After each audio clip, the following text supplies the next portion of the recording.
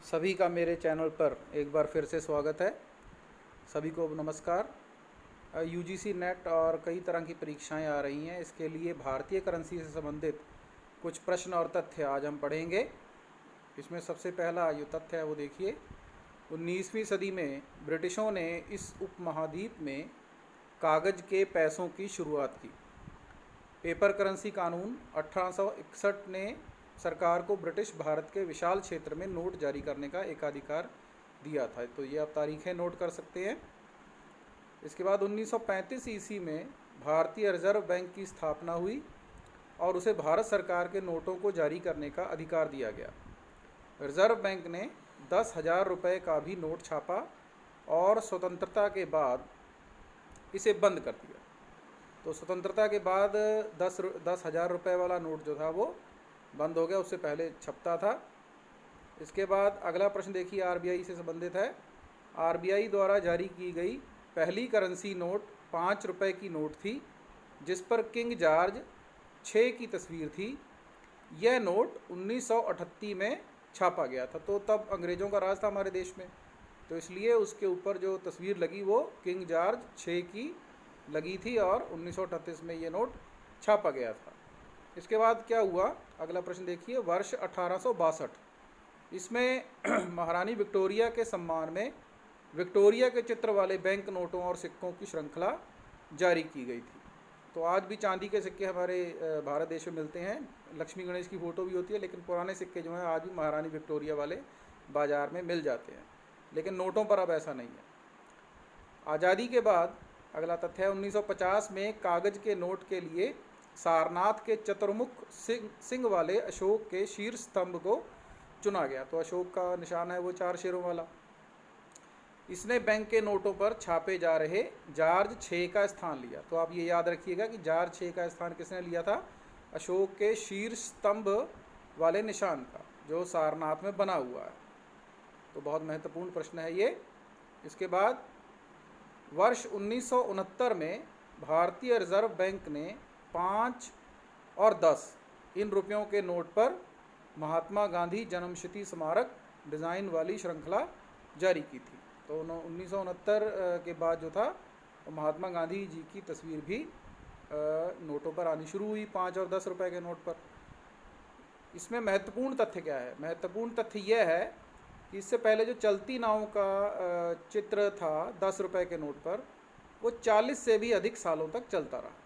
तो हमारे देश में स्वतंत्रता के बाद 10 रुपए के नोट पर 40 साल से भी अधिक चलने वाला जो चित्र है वो है चलती नाव का चित्र। तो ये आप याद रखिएगा, बहुत बार यूजीसी नेट के पहले पेपर में पूछा जाता है। वर्ष 1959 में भारत के हज यात्रियों के लिए 10 और 100 रुपये के विशेष नोट जारी किए गए थे। देखिए इसके पीछे कारण क्या था, क्योंकि वे सऊदी अरब के स्थानीय मुद्रा से उसका जो है विनिमय कर सके, इसके लिए ये विशेष नोट जारी किए गए थे वर्ष 1959 में।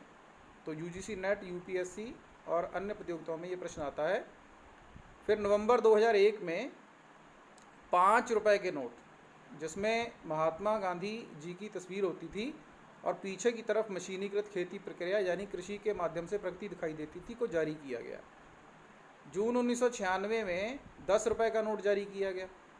इसमें सामने की तरफ गांधी जी की तस्वीर और पीछे की तरफ भारत के जीवों की तस्वीर थी, जो जैव विविधता की प्रतिनिधित्व करता है।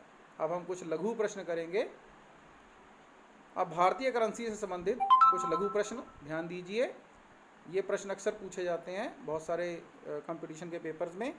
पहला है, 10 रुपए के नए नोट पर पीछे की तरफ किसकी तस्वीर छपी हुई है? जो अब नए नोट आ रहे हैं उनके सबसे पीछे 10 रुपए के नोट के पीछे किसकी तस्वीर छपी हुई है? तो इसमें ऑप्शन दिए हुए हैं, जगन्नाथ मंदिर, कोणार्क सूर्य मंदिर, स्वर्ण मंदिर या सोमनाथ का मंदिर। तो इसका सही उत्तर है कोणार्क सूर्य मंदिर, जो उड़ीसा में बना हुआ है। ये कोणार्क सूर्य मंदिर, इसकी तस्वीर 10 रुपए के नोट के पीछे की तरफ छपी हुई है। आप अपने पर्स में भी ये नोट निकाल के देख सकते हैं, चेक कर सकते हैं। तो इसे याद रखिएगा, ये नई तस्वीरें अपडेट हुई हैं।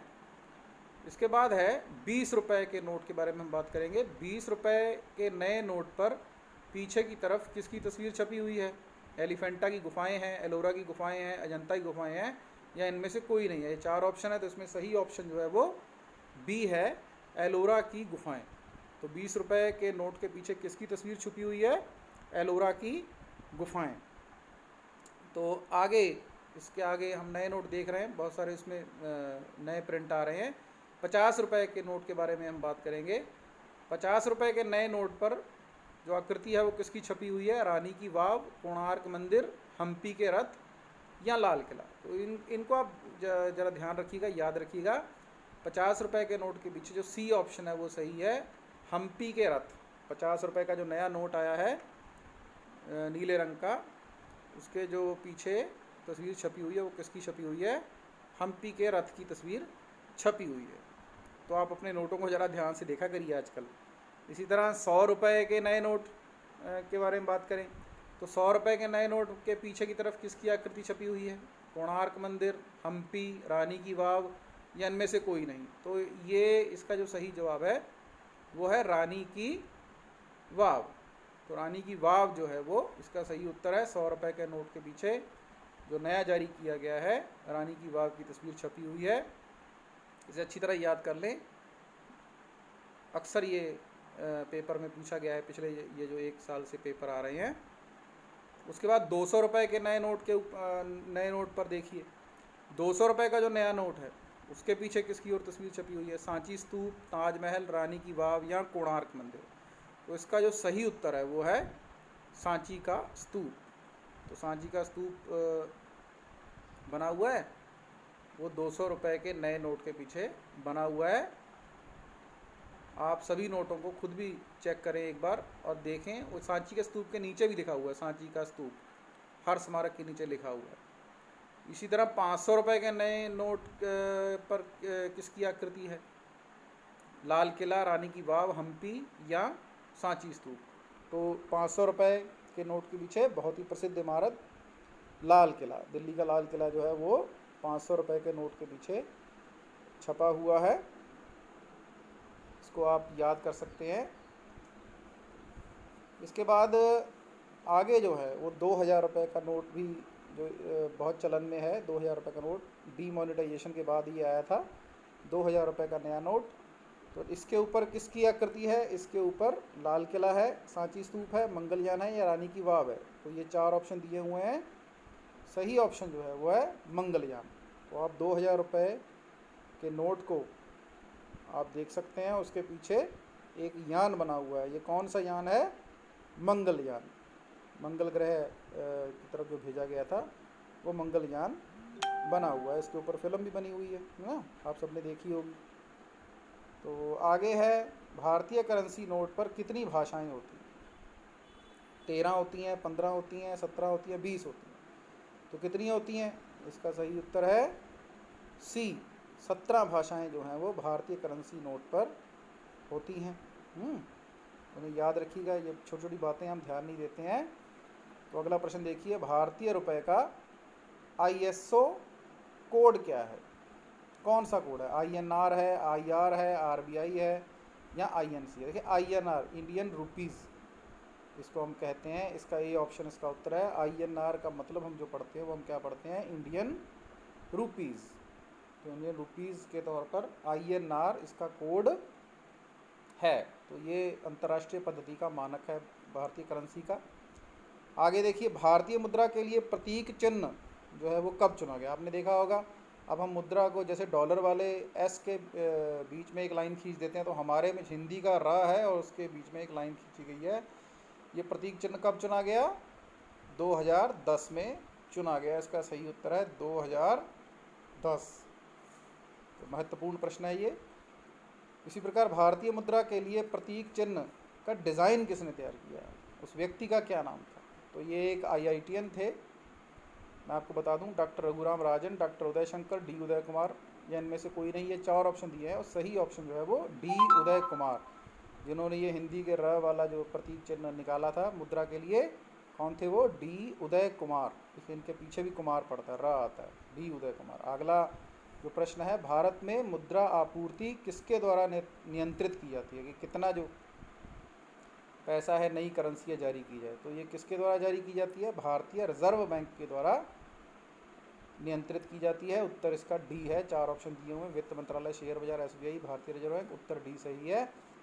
इसको टिक कर लें, इसको नोट कर लें, भारतीय रिजर्व बैंक। अगला प्रश्न, 1 रुपए के नोट को कौन जारी करता है? देखिए, हमें अक्सर यही होता है कि ज़्यादातर जो नोट हैं वो जारी कर रहा है भारतीय रिजर्व बैंक, लेकिन इसमें देखिए उत्तर सी है, वित्त मंत्रालय। तो ये बड़ा महत्वपूर्ण प्रश्न है, 1 रुपए के नोट को कौन जारी करता है? वित्त मंत्रालय जारी करता है, इसका ये ऑप्शन दिया हुआ है।